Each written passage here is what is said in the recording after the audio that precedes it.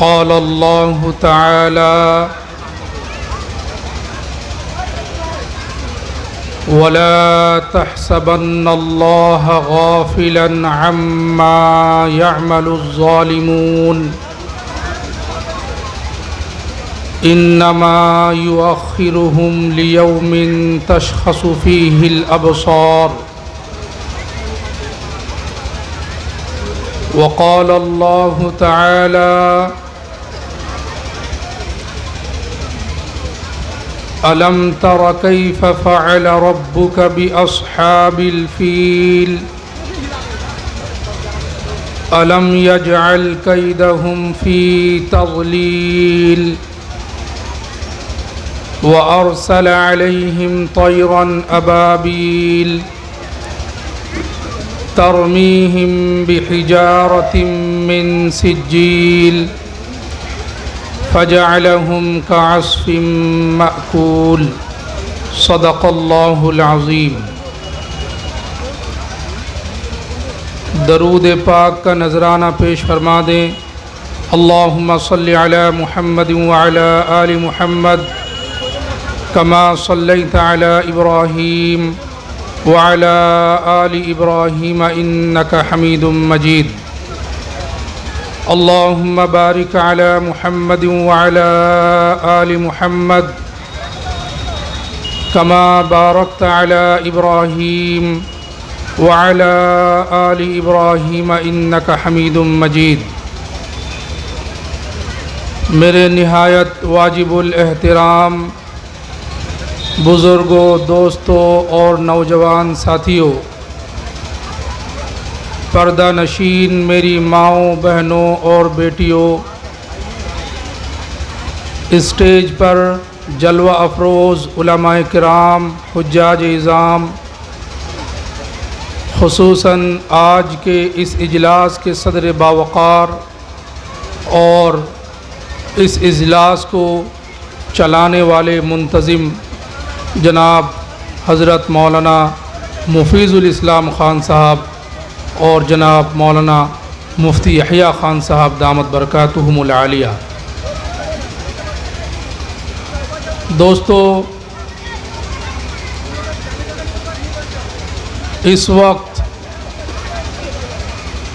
मुसलमानों के अंदर बड़ी बेचैनी है, घबराहट है, दिल के अंदर एक खौफ है। वो खौफ क्या है? वो खौफ यही है कि हिंदुस्तान के दूसरे सूबों में जो हाल है, कहीं वो हमारे बंगाल का हाल ना बन जाए।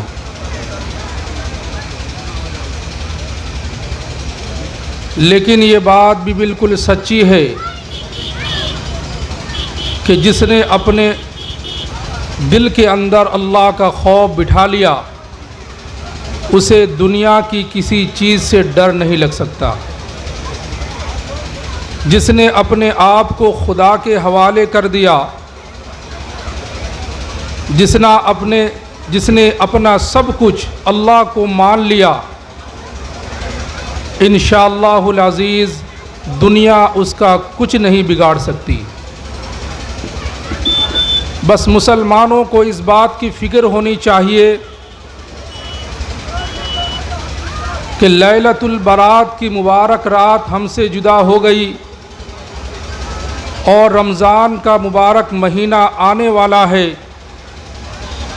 हमें दुनिया की सारी फ़िक्र और दुनिया की सारे कामों से अपने आप को निकाल कर रब ताला और उसके पाक पैगंबर मुहम्मदुर रसूलुल्लाह सल्लल्लाहु अलैहि वसल्लम की फरमाबरदारी करनी चाहिए। मेरे दोस्तों, बुज़ुर्गों, बहुत से मुसलमान ऐसे हैं और ख़ुसूसन हम अपने इलाक़े भगवानपुर की बात करेंगे। यहाँ अल्लाह रब्बुल आलमीन का बहुत बड़ा फ़ज़्ल व करम है कि हक बात को समझने वाले बहुत मौजूद हैं, हक बात कहने वाले भी बहुत मौजूद हैं, और शरीयत पर चलना दूसरे इलाक़ों के मुकाबले में यहाँ के लोगों का एक ख़ास मशगला है। तो मैं अपनी ज़मीन की बात करूँगा कि ज़मीन वालों, अल्लाह की ज़ात पर भरोसा रखो, क्योंकि हर जुल्म की इंतहा है, हर जुल्म का एक वक्त मुकर्रर है, और अल्लाह रब्बुल आलमीन जालिमों को इसी दुनिया के अंदर ज़िल्लतनाक दर्दनाक अजाब के अंदर मुब्तला करेगा। यही अल्लाह रब्बुल आलमीन का दस्तूर है। मेरे आका अलैहिस्सलातु वस्सलाम के दीवानों, दुनिया जब से शुरू हुई थी, बल्कि यूं कहना चाहिए कि दुनिया की शुरुआत से पहले आदम अलैहिस्सलातु वस्सलाम को जब पैदा किया गया, उसी वक्त से मुसलमानों के खिलाफ एक साजिश रची जा रही है। हज़रत आदम अलैहिस्सलातु वस्सलाम को पैदा किया गया तो शैतान को बर्दाश्त नहीं हुआ। शैतान ने हज़रत आदम का पीछा किया, ताक़ुब किया, और वसवसा डालकर हज़रत आदम को और हव्वा को जन्नत से निकाल दिया। हज़रत आदम अलैहिस्सलाम दुनिया में आए तो शैतान ने पीछा नहीं छोड़ा। उनके दो बेटे, एक का नाम था हाबिल और दूसरे का नाम था काबिल, इन दो भाइयों को आपस में लड़ा दिया। काबिल चूंकि गुनहगार था, अल्लाह की नाफरमानी करने में उसे ज़रा भी झिझक महसूस नहीं होती। उसने दुनिया का सबसे पहला कत्ल किया, अपने ही भाई हाबिल का कत्ल कर डाला। तो ये हाबिल का कत्ल करना, या यूं कहिए दोनों भाइयों का आपस में लड़ जाना, ये किसने कराया? शैतान ने, और वो शैतान आज भी है। उसके बाद नबियों का सिलसिला शुरू हुआ। कभी हज़रत इब्राहीम आए तो हज़रत इब्राहीम अलैहिस्सलातु वस्सलाम को भी दबाने की मुकम्मल कोशिश की गई। वक्त का जो ताकतवर सुपर पावर बादशाह था, उसने कहा कि तुम या तो मुझे खुदा मान लो, मेरी इबादत और बंदगी करने लग जाओ, वरना हम तुम्हें जला देंगे। हज़रत इब्राहीम अलैहिस्सलातु वस्सलाम ने नमरूद का मुकाबला किया, बहस की, डिबेट किया, और उस बहस में, मुनाजरा में हज़रत इब्राहीम ने नमरूद को शिकस्त फाश दे दी, खुलेआम लोगों के सामने उसको हराया। अब वो मजबूर होकर कहा कि इस आदमी को जलती हुई आग में डाल दो। जुल्म की दास्तान यहां खत्म नहीं होती। हजरत इब्राहीम अलैहिस्सलातु वस्सलाम को आग में डाला गया, लेकिन रब्बे काबा की कसम खाकर मैं आपको बता रहा हूं, 40 दिन तक, मुसलसल 40 दिन तक हजरत इब्राहीम उस आग पर रहा, लेकिन वो आग हजरत इब्राहीम की एक भी रूई को जला नहीं सकी और एक भी बाल को जला नहीं सकी। क्यों? इसलिए कि उनका भरोसा अल्लाह की ज़ात पर था। हज़रत इब्राहीम अलैहिस्सलातु वस्सलाम ने यह दिल में यकीन कर लिया था कि इस आग के अंदर गर्मी रखने वाला मेरा खुदा है, लिहाजा इस आग के अंदर ठंडी पैदा करने वाली ज़ात भी मेरा खुदा है। मेरे आका अलैहिस्सलातु वस्सलाम के दीवानों, हज़रत मूसा अलैहिस्सलातु वस्सलाम आए तो फिरौन ने हर तरह से कोशिश की कि मूसा पैदा ही ना हो, लेकिन अल्लाह ने कहा कि मैं जो करता हूं उसे रोकने वाला कोई नहीं है। अल्लाह ने मूसा को दुनिया में भेजा और मूसा अलैहिस्सलातु वस्सलाम की परवरिश खुद फिरौन के घर में हुई, और मूसा अलैहिस्सलातु वस्सलाम को मिटाने के लिए उनको ख़त्म करने के लिए, नीस्त व नाबूद करने के लिए फ़िरौन ने हर तरह की चालाकियाँ इख्तियार की हैं, लेकिन अल्लाह रब्बुल आलमीन ने उनकी चालाकियों पर पानी फेर दिया और मूसा अलैहिस्सलातु वस्सलाम को बड़ी कामयाबी से अल्लाह रब्बुल आलमीन ने उन्हें हमकिनार फरमा दिया। आका अलैहिस्सलातु वस्सलाम के दीवानों और हज़रत मुहम्मदुर रसूलुल्लाह सल्लल्लाहु अलैहि वसल्लम जब दुनिया में तशरीफ़ लाए और नबूवत का ऐलान किया, कहा इन्नी रसूलुल्लाहि इलैकुम जमीआ, के लोगों मैं तुम्हारी तरफ रसूल बनाकर भेजा गया हूँ, मैं अल्लाह का नबी हूँ, अल्लाह का पैगंबर हूँ, तुम लोग मेरी बात मान लो, एक अल्लाह की इबादत करो। तो लोग अल्लाह के रसूल के दुश्मन बन गए और 3 साल तक मेरे रसूल सल्लल्लाहु अलैहि वसल्लम को और अल्लाह के रसूल के सहाबा को एक जगह कैद कर दिया, बंद कर दिया।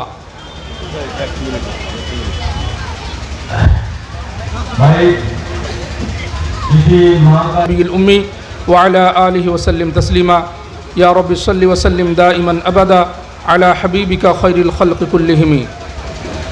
तो मेरे दोस्तों बुज़ुर्गों, मैं यही कह रहा था कि हज़रत मुहम्मदुर रसूलुल्लाह सल्लल्लाहु अलैहि वसल्लम को 3 साल तक शुअब अबी तालिब में क़ैद कर दिया गया, ये सोचकर कि मुसलमानों को अगर खाने की चीज़ ना मिलेगी, मुसलमानों को अगर परेशानी होगी, मुसलमानों को अगर तकलीफ़ होगी, तो ये लोग ईमान से फेर जाएंगे और फिर कुफर की तरफ आ जाएंगे। लेकिन रब्बे काबा की कसम, अल्लाह के रसूल सल्लल्लाहु अलैहि वसल्लम के सहाबा ने 3 साल की मुशक्क़त को बर्दाश्त की, 3 साल की अज़ियतों को बर्दाश्त किया, लेकिन ईमान अपने हाथ से जाने नहीं दिया। जो जालिम थे वो जुल्म कर कर के थक गए, लेकिन मुसलमान जुल्म बर्दाश्त कर कर के थके नहीं थे। आज भी यही लोग हैं, यही शैतानों की जमात है, यही जालिमों की जमात है जो हर इलाके में, हर ज़िला में, हर स्टेट में, हर मुल्क में मुसलमानों को परेशान कर रहे हैं, ये सोचकर कि अगर इनको परेशान किया जाए, इनको अगर भूख में रखा जाए, इनके घर को हम निस्त व नाबूद कर दें, तो ये लोग मुसलमानों से, इस्लाम से हट जाएंगे। लेकिन उन्हें मालूम नहीं है कि हमारे रगों के अंदर सहाबा का खून दौड़ रहा है, हमारी रगों के अंदर हज़रत ख्वाजा मोइनुद्दीन चिश्ती रहमतुल्लाह अलैह का खून दौड़ रहा है, हमारी रगों के अंदर हज़रत अब्दुल कादिर जिलानी रहमतुल्लाह अलैह का खून दौड़ रहा है। जालिमों, तुम जुल्म करते रहो, तुम हमें मारते रहो, तुम हमें घर से बेघर करते रहो, हम अपना वतन छोड़ देंगे, घर बार छोड़ देंगे, जरूरत पड़े अपनी जानों को निछावर कर देंगे, लेकिन इंशाअल्लाह जिस दिल के अंदर इस्लाम पैवस्त हो चुका है, जिस दिल के अंदर ईमान रच और बस गया है, इंशाअल्लाहुल अजीज ये ईमान मरते दम तक हमारे जिस्म से नहीं निकलेगा। कहिए इंशाअल्लाह। मेरे आका अलैहिस्सलातु वस्सलाम के दीवानों, अल्लाह रब्बुल आलमीन हालात को बदलने में देर नहीं लगाता, जब वो चाहता है कायनात को बदल कर रख देता है। जो जालिम है कल इंशाअल्लाह वो मजलूम बन जाएगा, जो आज ताकतवर है इंशाअल्लाह कल वो ज़ईफ और कमजोर बन जाएगा। आज जो अमीर है और दौलत के नशे में लोगों पर जुल्म कर रहा है, अल्लाह रब्बुल आलमीन के यहाँ फैसले की देरी नहीं है, एक दिन आएगा कि वो गरीब बन जाएगा, मोहताज बन जाएगा, फकीर बन जाएगा, और हालात को बदलने में, करवट लेने में कोई देर नहीं लगती। आका अलैहिस्सलातु वस्सलाम के दीवानों, हज़रत मूसा अलैहिस्सलातु वस्सलाम के ज़माने का एक वाक़या कि एक बादशाह था और उस बादशाह का एक बहुत आलीशान महल था। उस महल के सामने एक कमज़ोर बूढ़ी औरत का एक घर था और बहुत बड़ा घर था। उस घर की वजह से बादशाह के महल के अंदर एक किस्म का ऐब लग चुका था। बादशाह को यह बात बर्दाश्त नहीं होती कि मेरे महल के सामने इस बूढ़ी का घर रहे, बेहतर है कि इस बूढ़ी का घर को तोड़ दिया जाए ताकि मेरा जो शाही महल है वो महल की रौनक बढ़ जाए, वो महल लोगों के सामने, लोगों की आंखों के सामने आ जाए। तो बूढ़ी के पास इजाजत लेने के लिए गए, कहा कि तुम पैसे ले लो, हम तुम्हें रुपया पैसा दे देंगे, तुम कहीं और जाकर घर बना लो। बूढ़ी कहने लगी, नहीं, ये हमारे पुरखों की निशानी है, बाप दादों की निशानी है, हम ये घर नहीं छोड़ सकते। एक मर्तबा बूढ़ी किसी काम से चली गई थी, तो बादशाह ने अपने लश्करों को भेजकर उस बूढ़ी के घर को मिसमार कर दिया, तोड़ दिया, जमीन बोस कर दिया। जब बूढ़ी आई, आकर देखा कि उसका घर अब घर नहीं रहा, बस जमीन के टुकड़ों के अंदर तब्दील हो गया। बूढ़ी रोने लगी और जमीन पर बैठ गई और अल्लाह रब्बुल आलमीन के पास कहने लगी, ऐ अल्लाह, मैं तो काम में चली गई थी, लेकिन तू तो यही था, तू तो देख रहा था, तेरी आंखों के सामने ये जालिम मेरा घर तोड़ रहा था। ऐ रब्बा, अब मैं किसी से फरियाद नहीं करती, बस तुझसे फरियाद करती हूं कि अल्लाह, तू भी इस जालिम को, इस बादशाह को जमीन के अंदर निस्त व नाबूद कर दे, जमीन के अंदर धंसा दे। ये बात सुनकर, ये बद्दुआ सुनकर बादशाह और उसके लाव लश्कर हंसने लगे कि देखो, बूढ़ी अब मजबूर है, कुछ नहीं कर पा रही है, तो बद्दुआ दे रही है। मेरे आका अलैहिस्सलातु वस्सलाम के दीवानों, जब रात हुई, अल्लाह रब्बुल आलमीन का कहर नाजिल हुआ। अल्लाह रब्बुल आलमीन ने बादशाह के महल को और उसके अंदर जितने लोग थे, तमाम अफराद को साथ साथ बिल्कुल जमीन के अंदर धंसा दिया। और आका अलैहिस्सलातु वस्सलाम के दीवानों, उस महल के अंदर बस एक लाइन लिखा हुआ था। वो बात यह थी कि हम जालिमों की बद्दुआ को कबूल, मजलूम की बद्दुआ को कबूल करने में कोई हिचकिचाते नहीं है, बल्कि जब मजलूम दुआ करता है, उसकी दुआ मेरे अर्श को भी हिला देती है। मेरे आका अलैहिस्सलातु वस्सलाम के दीवानों, कल तक म्यांमार के अंदर मुसलमानों को पकड़ पकड़ कर मारा जा रहा था, उनको उनके घर से बेघर किया जा रहा था। हमने देखा वो मंजर कि हमारी माएं, बहनें, बेटियां किस तरह बेआबरू होकर अपने वतन को, अपने घर को और उन जमीन जायदाद को छोड़ने पर मजबूर थी। ऐसी भी बहनें थी जो हामिला थी, प्रेग्नेंट थी, चला नहीं जा रहा था, उसके बावजूद 20 किलोमीटर, 30 किलोमीटर पैदल चलकर कोई हिंदुस्तान आई तो कोई बांग्लादेश गई। मेरे आका अलैहिस्सलातु वस्सलाम के दीवानों, अल्लाह रब्बुल आलमीन ने हालात को बदल दिया, म्यांमार की हालात बदल गई। आप अब देखें, इंटरनेट में सर्च करें, अखबारों के अंदर देखें कि कल तक जो लोग मुसलमानों को मार रहे थे, आज वही लोग म्यांमार के आम लोगों को मार रहे हैं। और अभी तक की खबर है, तकरीबन 1000 से ज्यादा म्यांमार के लोगों को मार दिया गया। कौन लोग हैं? ये वही लोग हैं जब मुसलमानों को मारा जा रहा था, हाथ ताली दे रहे थे, सीटियां बजा रहे थे, खुश हो रहे थे और आर्मियों की मदद कर रहे थे। लेकिन आज जब आर्मी उनको मार रही है, अब गुहार लगा रहे हैं, मदद की पुकार लगा रहे हैं कि है कोई हमें मदद करने वाला, हमारी हाल पर रहम करने वाला। मेरे आका अलैहिस्सलातु वस्सलाम के दीवानों, ऐसे लोगों को समझना चाहिए कि अल्लाह रब्बुल आलमीन ने हालात को बदल दिया है और हालात बदलते देर नहीं लगती है। मेरे आका अलैहिस्सलातु वस्सलाम के दीवानों, कुछ लोग ऐसे हैं, हिंदुस्तान के मुसलमानों की बात मैं कर रहा हूं, जो लोग मुसलमानों के साथ बेवफाई कर रहे हैं, गद्दारी कर रहे हैं, उन्हें भी मालूम होना चाहिए कि तुम लोग मुसलमानों के साथ गद्दारी करके किसके साथ खड़े हो रहे हो? अरे उन जमात के साथ, उस पार्टी के साथ तुम खड़े हो रहे हो। मैं दावा है इंशाअल्लाह अजीज, ऐसी पार्टी पर, ऐसी जमात पर, ऐसी तंजीम पर इंशाअल्लाह खुदा का कहर नाजिल होगा।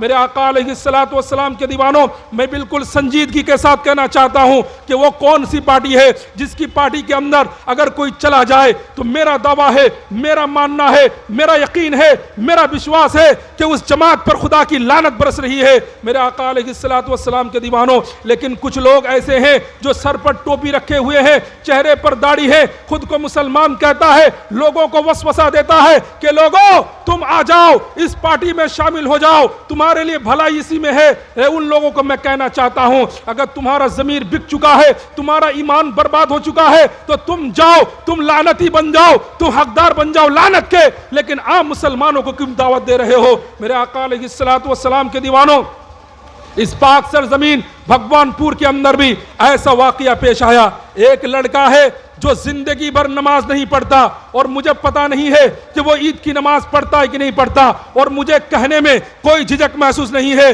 अगर उनके खानदान, उनका कोई रिश्तेदार हो, खुदा के वास्ते मुझे माफ करें, लेकिन मैं हक बात कहूंगा कि वो जालिम लड़का, वो जालिम इंसान जो अपने सर पर टोपी रखकर यह तासुर देना चाहता है कि मैं मुसलमान हूं, मैं नमाजी हूं, और खुलेआम लोगों को कह रहा है कि मैं बीजेपी बन चुका हूं, तुम लोग भी आओ और इस पार्टी का समर्थन करो, इस पार्टी की हिमायत करो। मैं पूछना चाहता हूं कि तुम्हारी मर्जी थी कि तुम किसी पार्टी में जाओ, तुम्हारी आजादी है, तुम किसी पार्टी को वोट करो, लेकिन यह हक किसने दिया है कि तुम टोपी का बहाना बनाकर, टोपी का इस्तेमाल करके मुसलमानों को तुम धोखा दो। याद रखना, तुम जो कर रहे हो यह कौम के साथ गद्दारी है, यह वतन के साथ गद्दारी है, यह मुसलमानों के साथ गद्दारी है। और याद रखना चाहिए, मुसलमान सब कुछ बर्दाश्त कर सकता है लेकिन गद्दारी बर्दाश्त नहीं कर सकता। आका अलैहिस्सलातु वस्सलाम के दीवानों, आज भी तारीख मौजूद है, तारीख गवाह है कि हिंदुस्तान को जब अंग्रेजों ने अपने कब्जे में ले लिया था, उस वक्त हिंदुस्तान का एक एक मुसलमान पर जिहाद फर्ज ऐन हो चुका था। जिस तरह पांचों वक्त की नमाज फर्ज थी, जिस तरह रमजान के रोजे फर्ज थे, जिस तरह साहिब निसाब पर ज़कात फर्ज थी, उसी तरह हर मुसलमान पर अंग्रेजों के खिलाफ लड़ना, अंग्रेजों के खिलाफ हथियार उठाना, अंग्रेजों के खिलाफ बोलना हर मुसलमान का फर्ज ऐन बन चुका था। लेकिन उस जमाने में भी हम लोगों ने देखा कि कुछ लोग थे जिनका नाम तो मुस्लिम नाम था, इस्लामी नाम था, जैसे मीर जाफर, मीर सादिक। मेरे आका अलैहिस्सलातु वस्सलाम के दीवानों, इन लोगों ने वतन के साथ गद्दारी की, मुसलमानों के साथ गद्दारी की। टीपू सुल्तान को यानी सिराजुद्दौला को उन्होंने हारने पर मजबूर कर दिया, मरने पर मजबूर कर दिया। मेरे आका अलैहिस्सलातु वस्सलाम के दीवानों, तारीख उठाकर देखिए कि मीर सादिक को महीनावार वजीफा मिलता था। वजीफा का मतलब भाता, सरकारी भाता मीर सादिक को मिलता था। मीर सादिक जब बूढ़ा हो चुका, अदालत में जाकर वजीफा लेने की ताकत नहीं रही, उसने अपने एक बेटे को कहा कि बेटा जाओ अदालत में जाकर मेरा जो वजीफा है, सरकारी भाता, वो भाता लाकर मुझे दो। मेरे दोस्त बुजुर्गों, तारीख के अंदर मौजूद है कि जब वो अदालत पहुंचता तो अदालत का जो चपरासी था वो कहता कि मीर सादिक गद्दार के वरसा हाजिर हो, मीर सादिक गद्दार के वरसा हाजिर हो, मीर सादिक गद्दार के वरसा हाजिर हो। यह बात सुनकर मीर सादिक रोने लगा, आंखों से आंसू जारी हो गए, तकिए के अंदर आंसू जज्ब हो गया और कहा बेटा याद रखना, ये जिस तरह शहीद मरकर भी सैकड़ों साल जिंदा रहता है, इसी तरह जो गद्दार है उसकी गद्दारी भी सदियों याद रखी जाती है। मेरे आका अलैहिस्सलातु वस्सलाम के दीवानों, और जो गद्दार है, कौम का गद्दार हो, वतन का गद्दार हो, मुसलमानों का गद्दार हो, उसे माफ करना यकीनन जुर्म असीम है। अरे तुम किस पार्टी की तरफ लोगों को बुला रहे हो? तुम्हें मालूम है यह वही पार्टी है जो बाबरी मस्जिद को शहीद किया था, यह वही पार्टी है जो मुसलमानों को हिंदुस्तान से निकालने की बात करता है, यह वही पार्टी है जो मुसलमानों को मिटाने की बात कर रही है। मेरे आका अलैहिस्सलातु वस्सलाम के दीवानों, और ये वही पार्टी है जिसने इस्लाम के कानून को बालाए ताक रखने की पूरी कोशिश की है, 3 तलाक का बिल कानून पास कर लिया। ये वही पार्टी है जो CAA और NRC के जरिए से मुसलमानों को हरासा और परेशान करना चाहती है। तुम उसी पार्टी की तरफ बुला रहे हो। अरे तुम्हारा जमीर मर चुका है तो तुम मर जाओ, लेकिन मुसलमानों को कभी गद्दारी की तरफ मत बुलाओ। और इंशाअल्लाह याद रखिए, मैं आपको कहता हूं, ऐसे गद्दारों को क्या आप लोग माफ करेंगे? मेरे दोस्त बुजुर्गों, ये एक आवाज है।